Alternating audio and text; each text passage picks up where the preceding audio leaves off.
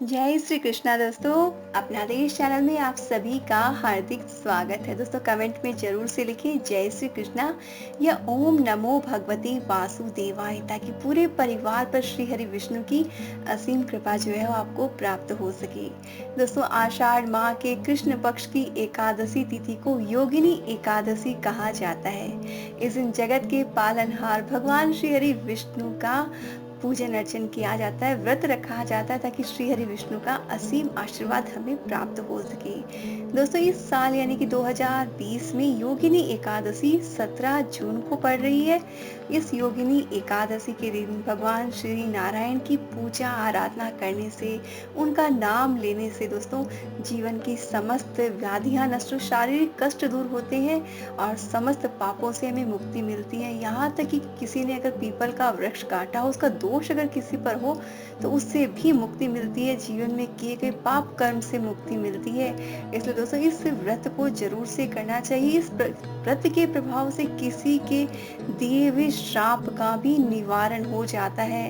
ये एकादशी दोस्तों शारीरिक तकलीफों को दूर करके सुंदर रूप, गुण और यश को देने वाली है।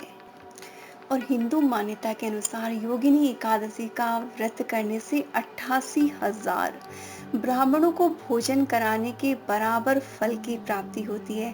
इसलिए दोस्तों इस व्रत का अत्यधिक महत्व है। दोस्तों अब जान लेते हैं कि इस साल 2020 में एकादशी व्रत का मुहूर्त क्या है। तो एकादशी तिथि जो है वो 16 जून को सुबह में 5:40 से शुरू हो जाएगी और एकादशी तिथि जो समाप्त होगी 17 जून को सुबह में 7:50 पे। और दोस्तों व्रत का जो पारण है वो किया जाएगा 18 तारीख को सुबह में 5:28 से लेकर 8:17 के बीच में।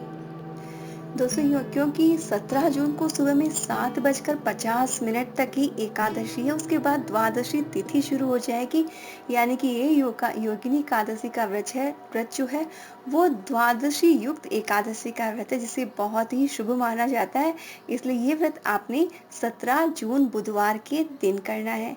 अब इस व्रत को करना क्या है, कैसे है, दोस्तों सिंपल सी चीज है कि जब भी आप एकादशी का व्रत करें तो दशमी तिथि के दिन ही आपने संकल्प ले लेना चाहिए और रात को या तो आप भोजन ना करें, और अगर भोजन करते हैं तो सात्विक भोजन करें, चावल का इस्तेमाल ना करें, और अगर पॉसिबल हो तो नमक का सेवन ना करें, अन्यथा उसमें कोई प्रॉब्लम नहीं, आप खा सकते हैं। ऐसा कोई दोष जो है दशमी तिथि को नमक खाने से नहीं लगता है। लेकिन बहुत जो स्ट्रिक्ट नियमों को फॉलो करते हैं वो लोग एकादशी का व्रत 3 दिन तक करते हैं। वो दशमी तिथि के दिन से ही बहुत ज़्यादा स्ट्रिक्ट रूल्स को फॉलो करते हैं। लेकिन एक साधारण इंसान के लिए इतने स्ट्रिक्ट रूल्स फॉलो करने की इतनी आवश्यकता नहीं है।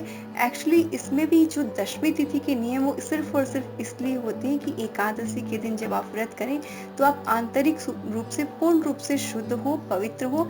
इसीलिए उन नियमों का पालन किया जाता है। इसीलिए सात्विक भोजन किया जाता है, लहसुन प्याज नहीं खाया जाता है, चावल नहीं खाया जाता और मांसाहार नहीं खाया जाता है। इन बातों का ख्याल रखना होता है।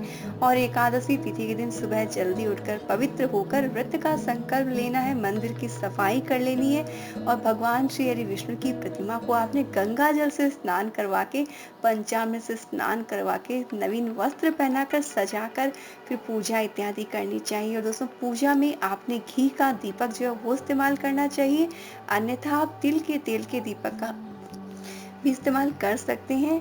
साथ ही दोस्तों जो भी आप नैवेद्य यानी जो भी मिठाई आप भोग में रख रहे हैं उसमें आपने तुलसी के पत्तों का इस्तेमाल जरूर से करना चाहिए। लेकिन एकादशी के दिन तुलसी के पत्ते आपने तोड़ने नहीं चाहिए। अगर आप तोड़ना भूल गए हैं तो तुलसी के गमले में पहले से टूटे हुए जो पत्ते हैं आप वो ले सकते हैं, या फिर आपके मंदिर में पहले से रखी तुलसी है उसको भी आप वॉश करके धोकर यूज कर सकते हैं। तुलसी जो है वो बासी नहीं मानी जाती है। तो इस तरह से आपने पूजन अर्चन करना है, भोग लगाना है।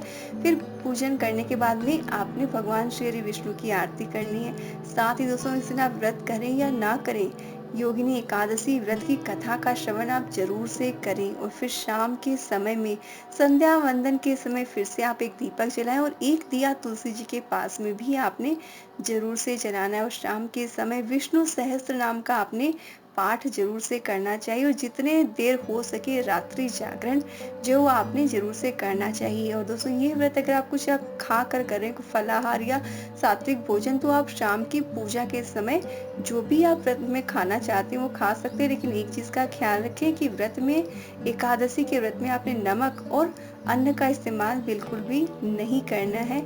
आप जो भी ऋतु फल है, फ्रूट है, जूस है, कुछ भी आप ले सकते हैं, कोई प्रॉब्लम नहीं, बस अन्न का सेवन आपने नहीं करना। और द्वादशी तिथि के दिन सुबह शुद्ध होने के बाद में दान इत्यादि की वस्तुओं को निकालने के बाद श्री हरि विष्णु की पूजा करने के बाद में ही आपने व्रत का पारण करना है। और व्रत का पारण का समय दोस्तों 5:30 से सुबह शुरू होकर 8:17 के बीच में, तो उसी समय में आपने व्रत का पारण कर लेना। व्रत का पारण करने के लिए जरूरी नहीं कि आप अन्न ग्रहण करें, आप तुलसी दल से, यानी कि अपने हाथ में तुलसी दल और थोड़ा सा जल लेकर आप व्रत का पारण कर सकते हैं, या कोई ऋतुफल खाकर भी आप व्रत का जो है वो पारण कर सकते हैं। तो इस तरह से आपने व्रत का पारण करना है। अब सुन लेते हैं योगिनी एकादशी व्रत की कथा। अर्जुन ने कहा, हे त्रिलोकीनाथ, मैंने ज्येष्ठ माह के शुक्ल पक्ष की निर्जला एकादशी की कथा सुनी। अब आप कृपा करके आषाढ़ माह के कृष्ण पक्ष की एकादशी की कथा सुनाएं। इस एकादशी का क्या नाम है, क्या महत्व है इसका, आप मुझे विस्तार पूर्वक बताएं। तब श्री कृष्ण ने कहा, हे पांडुपुत्र, आषाढ़ माह के कृष्ण पक्ष की एकादशी का नाम योगिनी एकादशी है और इसके व्रत से सभी पाप नष्ट हो जाते हैं। यह व्रत इहलोक में भोग और परलोक में मुक्ति देने वाला है। हे अर्जुन, यह एकादशी तीनों लोकों में प्रसिद्ध है। इसके व्रत से सभी पाप नष्ट हो जाते हैं। तुम्हें मैं पुराणों में कही हुई कथा सुनाता हूँ, ध्यान पूर्वक श्रवण करो। कुबेर नाम का एक राजा अलकापुरी नाम की एक नगरी में राज्य किया करता था। वह बहुत ही बड़ा शिव भक्त था। उनका हेममाली नाम का एक यक्ष सेवक था जो पूजा के लिए फूल लाया करता था। हेममाली की विशालाक्षी नाम की अति ही सुंदर स्त्री थी।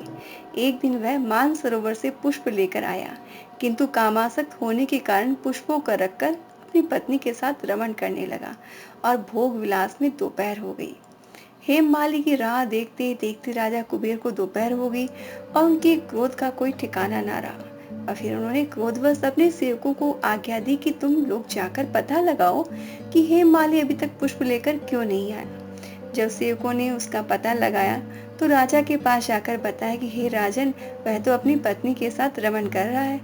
इस बात को सुनकर राजा कुबेर ने हेममाली को बुलाने की आज्ञा दी। डर से कांपता हुआ हेममाली राजा के सामने उपस्थित हो गया। उसे देखकर कुबेर को अत्यंत क्रोध आया और उसके होठ फड़फड़ाने लग गए। राजा ने कहा, अरे अधम, तूने मेरे परम पूजनीय देवों के भी देव भगवान शिव जी का अपमान किया है। मैं तुझे श्राप देता हूँ कि तू स्त्री के वियोग में तड़पे और मृत्यु लोक में जाकर कोढ़ी का जीवन व्यतीत करे। और कुबेर के श्राप से वह तत्क्षण ही स्वर्ग से पृथ्वी पर जा गिरा और कोढ़ी हो गया। उसकी स्त्री भी उससे बिगड़ गई और मृत्युलोक में आकर उसने अनेक भयंकर कष्ट भोगे, किंतु शिव की कृपा से उसकी बुद्धि मलिन न हुई। उसे पूर्व जन्म की सारी कथा की सुध थी। अनेक कष्टों को भोगता हुआ अपने पूर्व जन्म के कुकर्मों को याद करता हुआ वह हिमाचल पर्वत की ओर चल पड़ा। चलते चलते वह मार्कंड ऋषि के आश्रम में पहुंचा। ऋषि अत्यंत ही वृद्ध और तपस्वी थे। वह दूसरे ब्रह्मा के समान प्रतीत हो रहे थे। उनका वह आश्रम ब्रह्मा की सभा के समान शोभायमान था। ऋषि को देखकर हेममाली वहां गया, उन्हें प्रणाम किया, उनके चरणों में गिर गया। हेममाली को देखकर मार्कंड ऋषि ने कहा, तूने कौन से निकृष्ट कर्म किए हैं जिससे तू कोढ़ी हुआ और भयानक कष्ट भोग रहा है। महर्षि की बात सुनकर हेममाली बोला, हे मुनिश्रेष्ठ, मैं राजा कुबेर का अनुचर था। मेरा नाम हेममाली है। मैं प्रतिदिन मानसरोवर से फूल लाकर शिव पूजा के समय कुबेर को दिया करता था। एक दिन पत्नी सहवास के सुख में फंस जाने के कारण मुझे समय का ज्ञान ही नहीं रहा और दोपहर तक पुष्प न पहुंचा सका। तब उन्होंने मुझे श्राप दे दिया कि तू पत्नी के वियोग में मृत्युलोक में जाकर कोढ़ी बनकर दुख भोग, और इस कारण मैं कोढ़ी हो गया हूँ, पृथ्वी पर आकर भयंकर कष्ट भोग रहा हूँ। अतः आप कृपा करके कोई ऐसा उपाय बताएं जिससे मुझे मुक्ति मिल सके। मार्कंड ऋषि ने कहा, हे माली, तूने मेरे सम्मुख सत्य वचन कहे हैं, इसलिए मैं तेरे उद्धार के लिए एक व्रत बताता हूँ। यदि तू आषाढ़ माह के कृष्ण पक्ष की योगिनी एकादशी का व्रत विधान पूर्वक करेगा तो तेरे सारे पाप नष्ट हो जाएंगे। अब महर्षि के वचन सुनकर हेममाली अत्यंत ही प्रसन्न हुआ। उनके वचनों को सुनकर उनके अनुसार उसने ये योगिनी एकादशी का विधि पूर्वक व्रत किया और व्रत के प्रभाव से अपने पुराने स्वरूप में आ गया और अपनी स्त्री के साथ सुखपूर्वक रहने लगा। हे राजन, इस योगिनी एकादशी की कथा का फल 88 सहस्त्र यानी 88,000 ब्राह्मणों को भोजन कराने के बराबर है और इसके व्रत से सभी पाप नष्ट हो जाते हैं और अंत में मोक्ष की प्राप्ति होती है और प्राणी स्वर्ग का अधिकारी बन जाता है। तो ये तो हो गई योगिनी एकादशी की कथा। इस कथा से ये निष्कर्ष निकलता है कि मनुष्य को पूजा आदि धर्म में आलस्य या प्रमाद नहीं करना चाहिए, अपितु मन को संयम में रखकर सदैव भगवान की सेवा में तत्पर रहना चाहिए। जो व्यक्ति अपने नित्य नियम का पूर्ण श्रद्धा और आस्था के साथ पालन करता है उस पर श्री हरि विष्णु की असीम कृपा हमेशा बनी रहती है। दोस्तों, इस कथा को आप अधिक से अधिक शेयर करें क्योंकि इस कथा को सुनने मात्र से ही 88,000 ब्राह्मणों को भोजन कराने के बराबर फल की प्राप्ति होती है। इस दोस्तों, आप इन्फॉर्मेशन को शेयर करें, साथ ही कमेंट में जरूर से लिखें ओम नमो भगवते वासुदेवाय या जय श्री कृष्णा, ताकि श्री हरि विष्णु की असीम कृपा आप सभी को प्राप्त हो सके। हम फिर मिलेंगे नेक्स्ट वीडियो में, तब तक देखते रहिए, हमेशा मुस्कुराते रहिए। जय श्री कृष्णा।